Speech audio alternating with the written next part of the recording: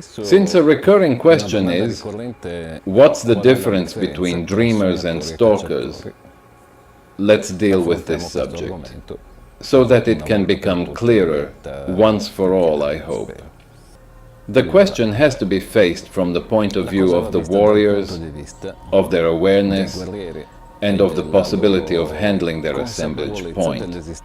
To condense this difference between dreamers and stalkers into its simplest meaning, it can be said that dreamers are those people, but let's say aware living beings, that have a natural inclination, an aptitude to stop the assemblage point in a new position.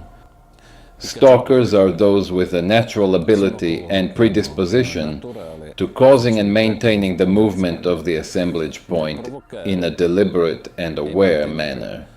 This difference in the way of managing the assemblage point has consequences in everyday life as well. Let's clarify that the difference is not necessarily as clear-cut as this.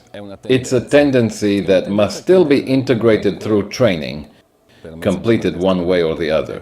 Rossio, my stalking teacher, of course she was partial to stalkers, being one herself, used to say, half seriously and half jokingly, that dreamers are an outdated model. In a way, she was right. After all, the world of the ancient seers was dominated by this kind of warriors. It was the dreamer's world and ended up as it did because of an intrinsic defect that the art of dreaming has when it's an end to itself, when it's just that.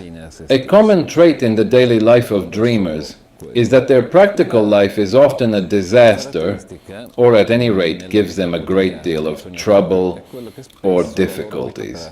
This depends on how their attention mode tends to fix the assemblage point. Let's say that they remain stuck. Now, this could be an advantage in the second attention. For instance, while we are dreaming and we stop in a new position and maintain it. Except that pure dreamers don't choose a position, but happen to get there and stop in it, because they don't have this inclination to start the movement and choose the direction. Thus, the assemblage point breaks loose, moves wherever, and gets stopped in a new position. Yet, dreamers often carry this mechanism with them into their daily life. They move forward haphazardly and remain stuck on insignificant details or on non-functional aspects of practical life, on ideas and convictions. Stalkers are indeed more modern. Their ability to move at will and choose the direction is perfect for practical life. It gives them the possibility of getting out of inefficient, unproductive situations. It gives them a sort of clarity, which is pragmatic, functional. The main point of the matter is that dreaming requires energy. Maintaining a new position requires energy, whereas stalking provides energy. Moving at will frees, renders great amounts of energy available.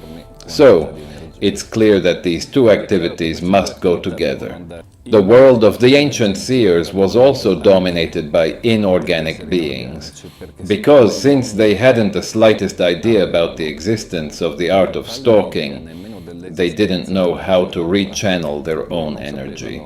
So, after they got to somehow dominate some dreaming positions in order to obtain the availability of more energy, they had to rely on the care of and the deals with the inorganic beings. This determined their disaster. The lack of a suitable preparation to the management of the available energy.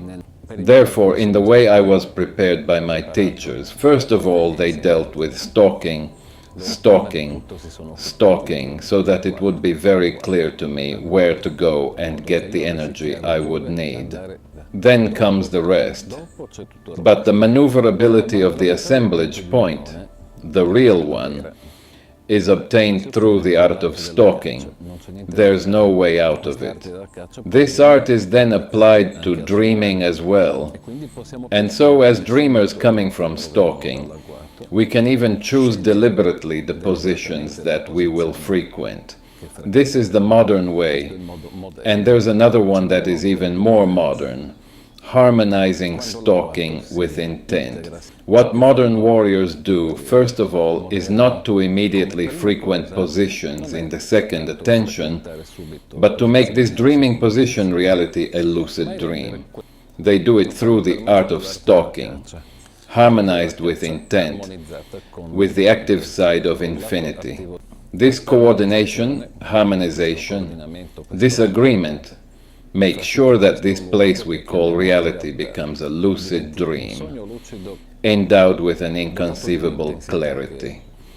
And this provides us with the basis for jumping to other positions in a coherent, sober, disciplined way, and choosing very, very efficient positions, completely bypassing the ways of the inorganic beings, at least the closest and most entangling ones.